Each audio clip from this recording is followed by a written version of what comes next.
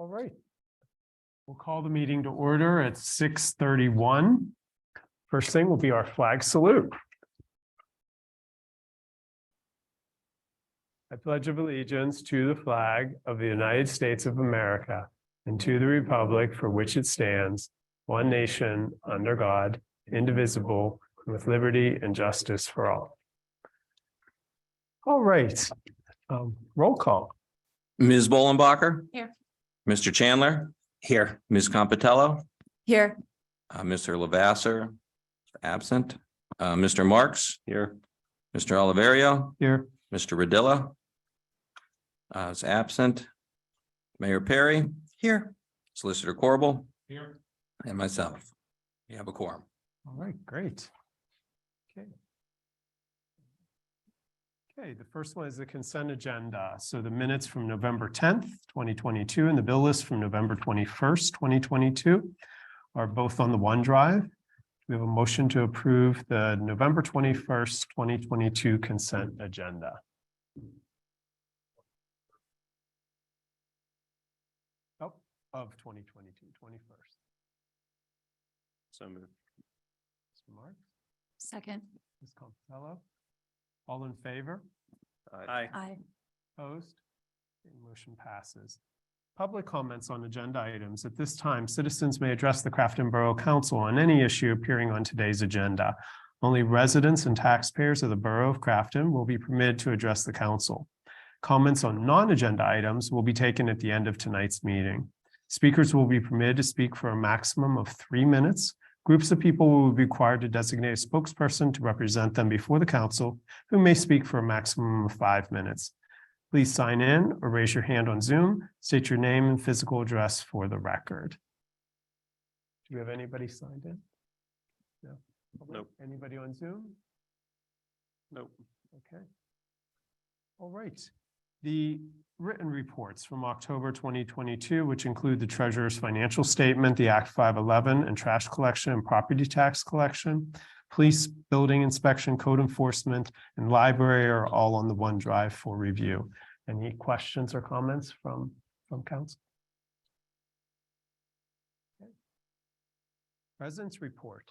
So the first item we have is an open council seat. As I announced at the last meeting, we had a resignation from councilperson, Mr. Lavasser. And we are now taking applications for the appointed council seat that will be upcoming. Residents can apply either online. There's an application online. You can mail in an application or you can stop by the borough office. And this is through December 1st. The requirements are you have to be a Crafton resident for 1 year. We have already received 2 applications, so we have, until December 1st for everybody to apply. At the December 8th council meeting, we will have in-person interviews. Each candidate will have the opportunity for 5-minute presentation to council with a Q&A afterwards where council can ask any questions of those candidates. Council will conduct a vote if we feel like we have a strong candidate, and then the resolution would be approved and the candidate would be sworn in at that meeting and take their seat on council. Any questions on the process? This is the same process we did back in January for Coletta's seat. We also have our next council meeting is December 8th. The next one would be December 22nd, which is right before Christmas. And just some discussion on the council side. Our plan is to have the budget wrapped up by December 8th and vote on the budget.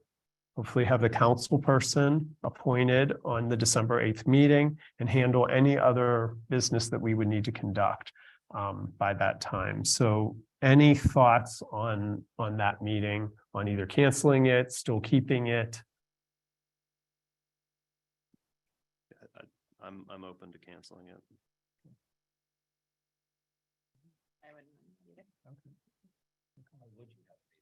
Yeah, That would be the question. the only reason that we potentially could is if the budget did not pass council and if we were not able to appoint a new council person, because then we're required to accept Philip's resignation within 45 days of him resigning and then 30 days to appoint somebody. So that would push us into January, which would be over the amount of time. So we would need to have that meeting if we weren't able to come to a conclusion to appoint the next council person. We'll know next meeting.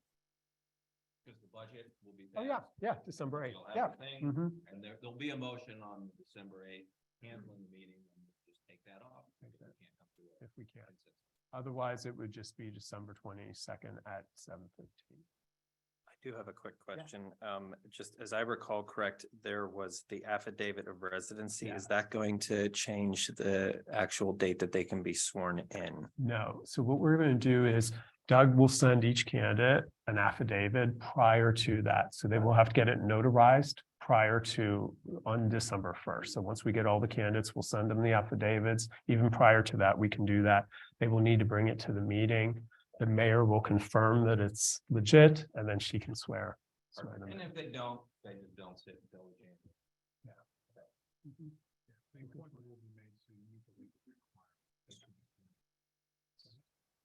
Make sure we all use our mics too, so folks remotely can hear us. Sorry. Everybody pull your mic close to you. So you know. What I said was, as long as we appoint, the swearing in can take however long we would like. It's the appointment that meets the legal requirement, not the swearing in. All right. Mayor's report. Nothing to report tonight. Okay. Solicitor's report. I asked Doug to put a few of these things on the agenda. Fireworks law, I think we'll have a draft by the December 8th meeting. Once that's completed, I will send it to Doug so he can upload it and you all can take a look at it. And then when we're comfortable, you can tell me to advertise it. But there's no rush on that. Doug is preparing the Bradford Avenue stop sign ordinance. Yep, and that has been advertised for adoption on the December 8th meeting.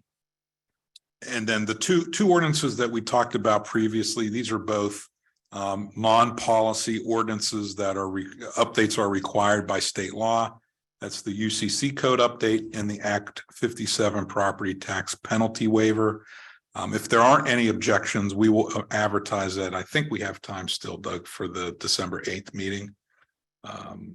I did advertise the UCC for the Okay. December 8th, but the Act 57 will go to next year.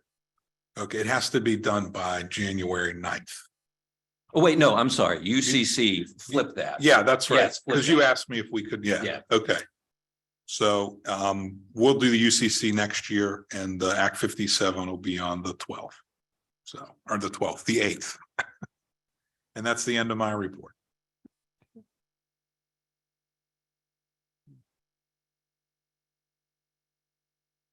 Okay, great. Manager's report. I have nothing to report this evening. Okay. Committee's report, Finance and Administration, Ms. Perry. So Doug, do you want to take us through discussion on the millage rate, fee schedule, wage I'll just resolution? reiterate what we talked about last meeting, no change in the millage. Fee schedule is set, the changes, any changes that you saw were things that we adopted this year. And we had to update last year's wage ordinance, fee schedule. And then the wage ordinance, everybody's at 3%. And the millage, so that's the real estate millage is not increasing, sewer will be increasing, and waste management or garbage collection will be increasing due to increases that we're incurring from our side. Any questions or discussions on any of that?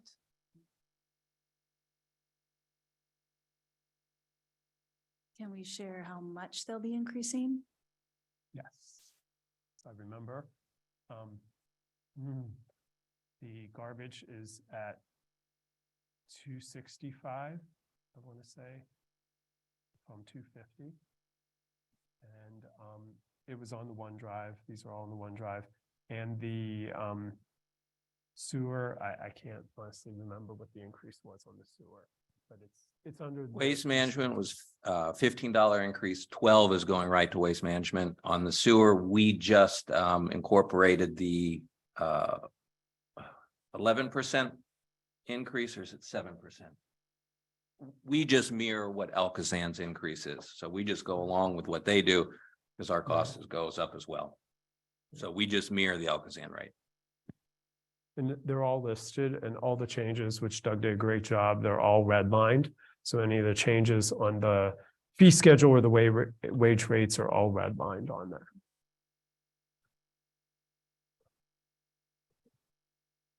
And we will be prepared for the approval of the budget at our next meeting. Okay. Yes. Great. These will get approved at the same time as well. Mhm. Okay. Community Services and Infrastructure, Ms. Compatello. Sure. Not a lot to report today. We do have upcoming grant applications. These were shared at the last meeting, but we'll share them again at this meeting. We are continuing to keep an eye out with our engineers for any grants that we think we can apply for to pursue the number of projects that we have already in the works and those that council and residents have suggested interest in. So the two that we have upcoming in December that we are preparing for, there's an H2O grant, and there's a small water and sewer grant. And these are both things that we're looking at pursuing to use as matches for our Broadhead project. We had previously submitted for a Broadhead Grow grant that we were awarded, but for less, we were awarded less money than we had hoped we would get. So we're continuing to look for other ways to make up the additional funding so that doesn't have to come out of borough funds. And these two grants are coming up in December and are both applicable sources for us that we would be able to put towards that Broadhead project. If I might just, I was talking with Gateway today. They have indicated the funding agencies are kind of pointing us towards the H2O grant and say to focus on one and not two. So that will be forthcoming, but at our December 8th meeting, there will be some sort of a resolution for the submittal of this grant. Great, thank you. And then the other item on the agenda for me is also, unchanged since our last meeting, the multi-municipal zoning project update. This is a project that Crafton and Ingram have undertaken together. We are doing a multi-municipal zoning update. That means that we have a consultant that the two boroughs are working with. We will each have an individual zoning product for each borough. Crafton will have ours, Ingram will have theirs. But because we have so many shared interests, similar communities, the shopping plaza does have shared ownership. The borough line goes right through the middle of that. And by going in together as a multi-municipal project, we were able to qualify for additional grant funding to help cover that project. It builds upon the Crafton Ingram Thrive multi-municipal comprehensive plan that was done a few years ago. That project started this summer. The zoning update started over the summer. We had a successful community event in August. And currently the summary of the first phase of that project is posted on the borough website. So I encourage anyone who's interested in understanding what this is about to look at the borough website to read the diagnostic report or the executive summary that is much shorter, or to also reach out to me if you have any questions. And this project will be going on throughout the first half of the next year as well, as we will be expecting a draft of that zoning to be released in the spring, and we'll be announcing additional opportunities for community involvement. That's all for my update. Thank you. Community recreation, community events, communications, sorry. Mr. Mark? So we met last week and caught up on events for the rest of the year. There'll be announcements coming up about the celebration of lights and the giving tree, and just talking through events that are kind of we're early planning for 2023. Nothing really to announce there quite yet. We're also talking about the timing for the next newsletter, right? We're shooting for sometime in the spring. We don't have a date nailed down for that either, but look forward to us getting a date solidified, and we'll let you know when we get there. And that's it. Yeah, thank you. Commission vacancy, Mr. Chandler. Yes, so I have A couple of motions. I will start with, I have a motion to appoint Danielle Schaefer to the Recreation Board for a 4-year term set to expire on December 30th of 2026. September. I'm sorry, did I say September 30th, Yeah. 2026? So, Mr. Chandler makes motion. Ms. Bollenbacher seconds. Discussion? So just a little bit more on this. So we were able to interview a couple people for the rec board, and that's where these motions are coming from. So to clarify, remind me, the interviews were Colton, John and Jackie, right? Or who was on remind me who was on the, So depending on how it worked out, it's been, I've been sort of handling the rec board ones with the rec board chair, Jackie. So the three of us, the person that's being interviewed, myself, and then the rec board chair. how many applications did we get? For rec board, Yeah, 3. 3. So I have a question about that too. I mean, I trust that you all, I know the vacancy, you guys are doing all the interviews. I trust you're doing a good job. And my questions aren't coming from a place of questioning your work or or even the how well fit these folks are for the rec board, but was council given copies of like the resumes, the applications, or any of those pieces? Were they in the OneDrive? Yep. And in the email. Where were they? I don't think I ever saw them. I looked for them. Just those that are recommended. Right. Oh, yeah. It's Well- not the ones that didn't get. Recommended. Mhm. So, but the committee should be coming with recommendations, not with decisions, right? Because we're making the decision tonight. The committee, so how we have the process going is that the interviews are conducted by the chair. And then the chair interviews with the one of the vacancy committee folks who make a recommendation of the folks to council based on all of those. So there's applicants for all of these positions that come through, and then they are brought to council as recommendations. So I guess my question is, if at some point I wanted to make a motion, my own motion to appoint somebody that wasn't one of these two to this board, how would I know who I could appoint? Because I don't have a third name. There was no resumes, no backgrounds, applications shared largely. Like if I have to make that decision, I need to have all that information available so I can do my due diligence. It's not that I don't trust that we're doing our interviews and that the recommendations are good or that these people are fit, but I couldn't even do my due diligence to see who else applied. And I mean, I personally can't vote yes on either of these because I don't have enough information. Well, I'll be honest, this is actually the first time that we've ever had more applications than open seats for one. So, Which is a good point. yeah. So, I mean, still working through the process, but I mean, this is how we've done it. So I can't. Yeah, we approved it back in January, the steps that we go through for these commission seats. So it's a formalized step-by-step process. And it's just like with other things, like we're recommending the fee schedule, we're recommending some of these other items on the agenda. But we can certainly, for the people that don't get it, they get notified as we go through after tonight's. And it also goes to the candidates, like when we hire staff. So when we hire staff, we don't go through and say, here's all the applicants for this position. It's a recommendation to council. For sure. I mean, a recommendation is expected, and I hope that all the committees bring recommendations. That makes perfect sense, but decisions get made here. And if I can't see all of the applicants, I can't make a decision. You're technically distilling my opportunity to make a decision by filtering out people with a process. Like if I don't even know the names, how could I make a motion to appoint them? I don't know I know who the third candidate is. I think everybody does. We got an email from them. So I'm gonna be, I hear your conversation here and I go, well, that's the point of the committee structure, number one. Exactly. Number two, if you have anybody that you like to put up on the floor, you might as well do it because it's your right to do that. So put it up for a vote and see where it goes. Right, but again, if the data was laid out, like here are the 5 applicants, let's say five applicants, here are their names.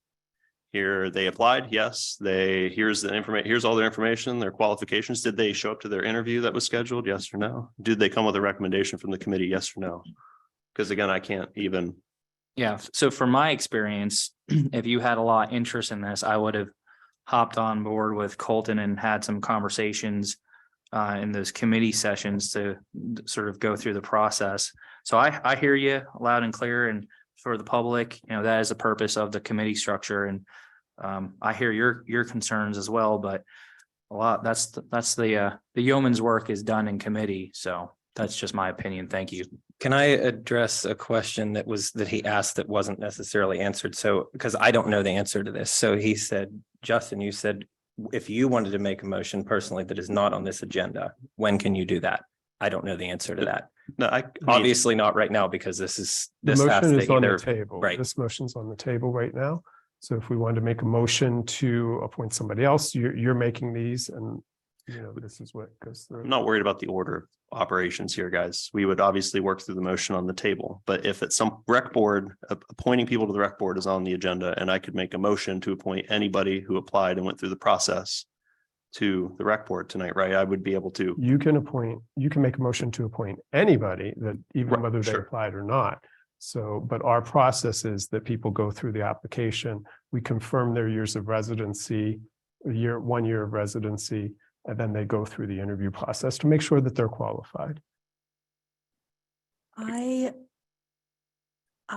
also appreciate the work that the vacancy board has done, so I don't question that in any way, but I also hear what Mr. Marks is saying. We set these policies last January, and perhaps it would be good, now that we've gone through this process a few times and are seeing that we do have multiple applicants, perhaps it would be good to amend that approach. I think it would make sense, if there are multiple applicants, to have the applications at least posted on the OneDrive. Oh, And then we can see the recommendation we're given, but have that full background of information, which we have done in other processes when there have been multiple entities for other processes. All of that information has been put on OneDrive. So I don't think that would be an inappropriate change to make in our selection process. and I don't see why we can't change the fact that the vacancy committee, being Aaron, I believe John, myself, and Doug receiving the applications, I don't see why we can't change it, that everybody receives the applications via email to how we do. So Yeah. another option as well. Again, I trust the legwork everybody's doing. Like, I'm not questioning that, and I'm not questioning the applicants who are on the table tonight. It's just, I can't do the verification part of my job as a council person if I can't see any of the other information for who. Basically, it's been distilled for me. And again, I appreciate the recommendations. The legwork's done, but I can't even tell the third person if they asked whether or not they were considered, because I don't even know. I can't see where the applications were personally. I would say, and this is only my input here, but because we have vacancies and we have 2 people that have been recommended, I would suggest moving forward with the process that we have, but amending it for the future. But that is only one approach. Well, we have right now a motion on the table. So any further discussion? Right. Okay, so all in favor? Aye. Aye. Aye. Opposed? Aye. Okay, motion passes. So just to clarify then, before I make this next motion, obviously the third person that applied and went through the interview process cannot be reached out to until these are made, because these, if one of these doesn't go through, then that potentially changes the motion. So they will be reached out to, assuming that these go through, but otherwise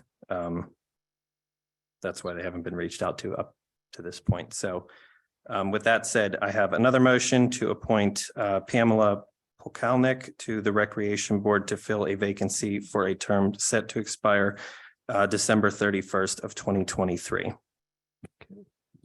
Second, Ms. Bollenbacher, discussion?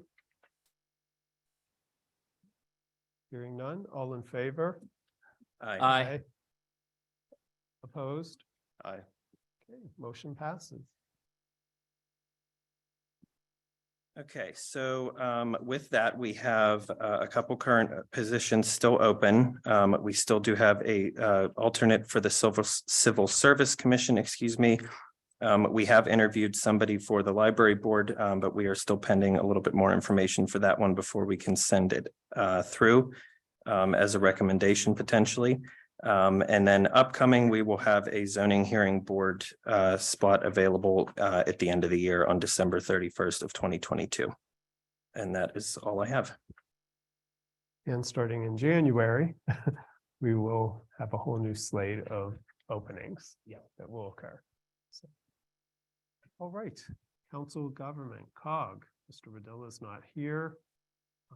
Ms. Bollenbacher, did you attend the last one? Okay, so we did not have attendance.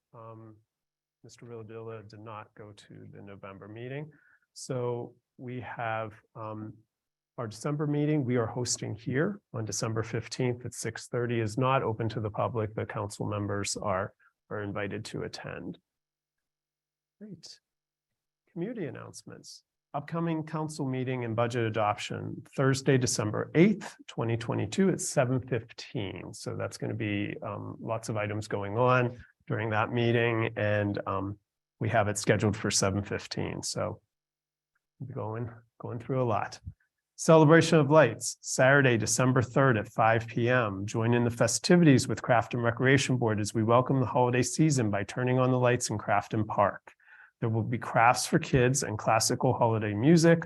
Also an opportunity to take your picture with Santa and some of your our winter friends. Also the senior giving tree. Crafton's Rec Board is sponsoring a giving tree to help our seniors who may otherwise go without. Donors choose an ornament depicting a senior's wish for gift, typically $20 to $30. The donor attaches the ornament as a gift tag and returns the gift to the borough office. Ornaments can be found by visiting local gift trees, which are located at the Crafton Public Library, Hanlon's Restaurant, and one will be at Light Up Night on December 3rd in Crafton Park. The Recreation Board will be purchasing gifts for those individuals which are not selected. If there's any questions, please contact Michelle Anker at 724-858-6465. And I believe we have over 100 seniors. Is that the right number? Wasn't it more than 150? Yeah, that's what I was, or 165 Something things like in that, my head. So we had a lot of people very interested, and I think the seniors are 65 and over, I think was the number. So really nice event. And this is a new event, I believe, for Crafton. We had 163 as of last week. Oh, two might have dropped off. All right, and one thing I forgot to mention, the reason for the additional opening on the rec board was the resignation of Jacqueline Lavasser, and that's why there were two positions open. All right, public comment. At this time, citizens may address the Crafton Borough Council on any issue. Only residents and taxpayers of the borough will be permitted to address the council. Speakers will be permitted to speak for a maximum of 3 minutes. Groups of people will be required to designate a spokesperson to represent them before the council, who may speak for a maximum of 5 minutes. Please sign in or raise your hand on Zoom and state your name and physical address for the record. Okay, nobody? All right, any other additional item? Anybody? All right. Meeting is adjourned. Thanks, everyone.